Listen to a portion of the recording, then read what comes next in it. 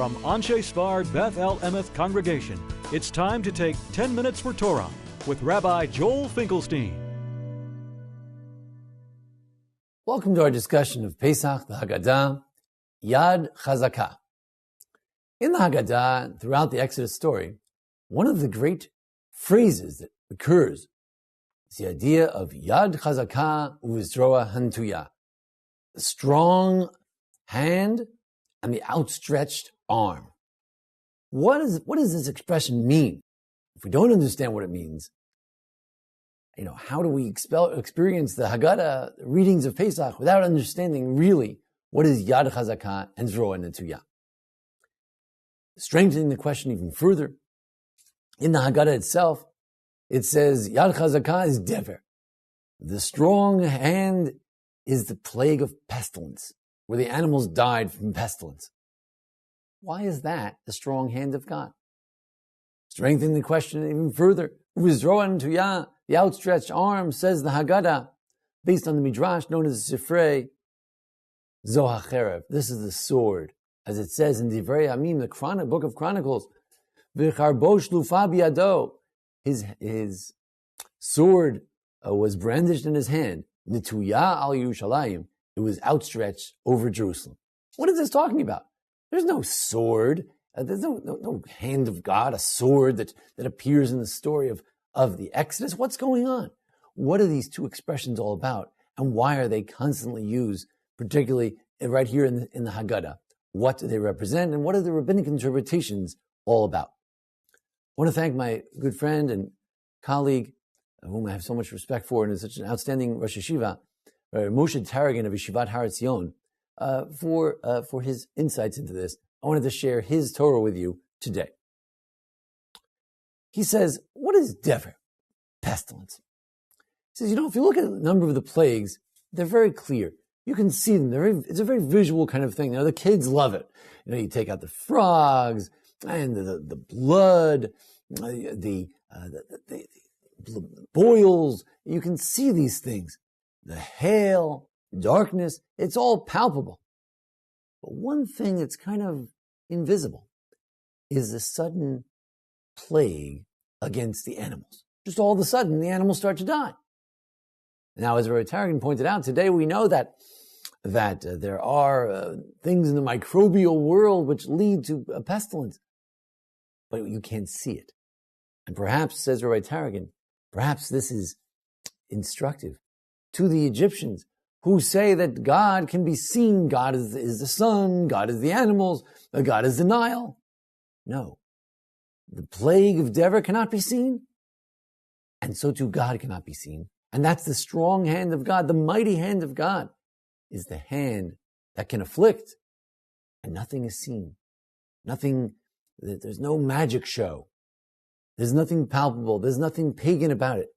It's just God changing life through his powers. Now, he points out that this theme can be found already in the Rashi in connection with kinim. Kinim are lice. Lice are also very small, almost imperceptible. You really don't see them until you pluck it out and you look very carefully.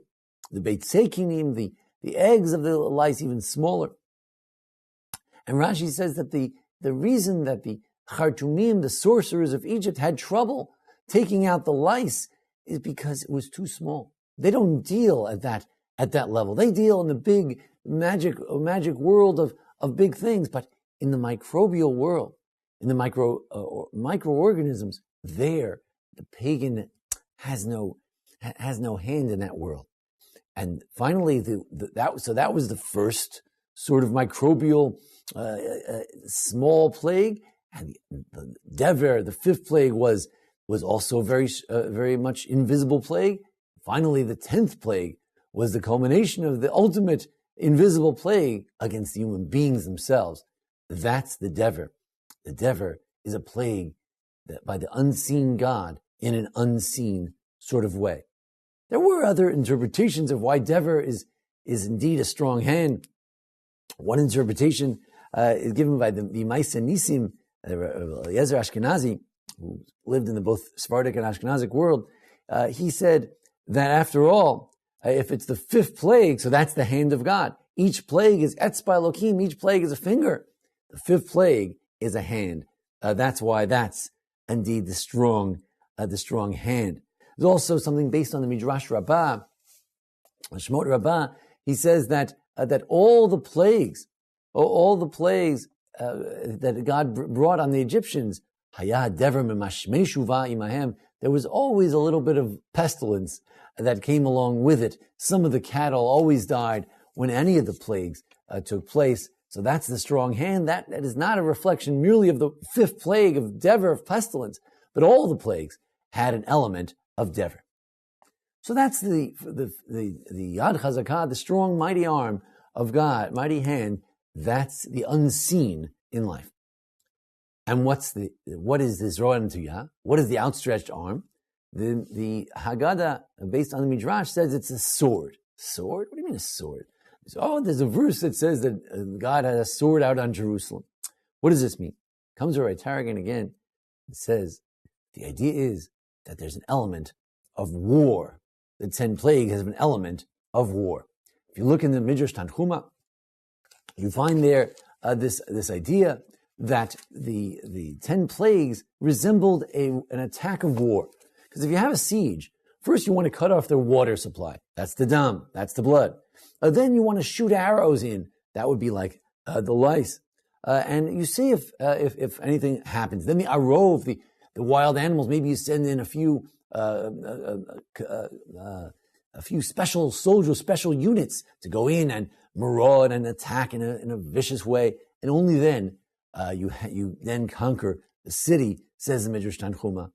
So too, the plagues were an act of war, or the idea that God used the firstborn rebelled according to Midrash, and the night before the plague of the firstborn, they themselves started to kill everybody else, and then they were killed. There was an element of war, a civil war in the 10 plagues, and ultimately Hashem ish milchama, the Jews at the splitting of the sea eventually saw God as a man of war. And why, says Rabbi Tarragon, is it so important that the Jews understand that God is a man of war? Because they're going to have to conquer Israel. Shortly they'll be marching into the land of Israel, at least so they thought, so they hoped, and so that was the plan. You're going to march into Jerusalem. You need to know that God is a man of war. And indeed, the plagues are a reflection of that, the warrior aspect of God. So it turns out that the Yad Chazakah and Zroan Tuyah are sort of two sides of a coin. What do I mean? On the one hand, the Egyptians felt like God could not be God because he can't be seen. And indeed, these are plagues where God cannot be seen. And then the Zroan Tuyah, the outstretched arm, is something you can see. It's very visible. God is a man of war. You do see God. How's that? Because when you look at the cumulative effect of all the plagues and the splitting of the sea, you realize that you have seen God. You saw God in history. On the one hand, God cannot be seen. That's the Dever. That's the great arm. That's the great power. The power that cannot even be seen. On the other hand, God can be seen because ultimately he's seen in history. And that's the third expression, Morah Gadol. The next expression that we quote from Deuteronomy is Morah Gadol, that there was great fear. And the rabbis interpret Zilgui Lui Shechina, that God's presence was revealed.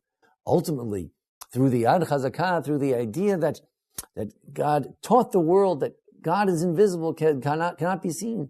And through the Zroan Tuyah, the outstretched arm, which represents war, that God is seen in the battles of history, in the sweep of history, and how God directs history. Ultimately, it led to Gilui Shechina. It led to a sense of the revelation of the divine presence.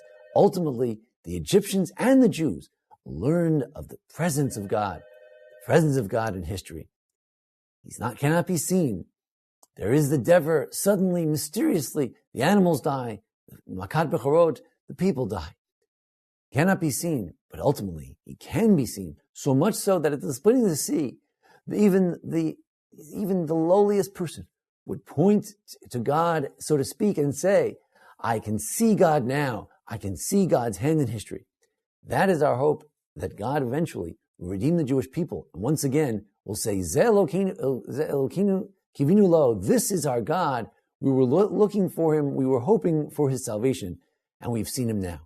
Ultimately, the Sfas Emes, the great Rabbi says that Zroan Tuyam means that God's hand is still outstretched. We're not done yet. The redemption of the Jewish people is not over yet.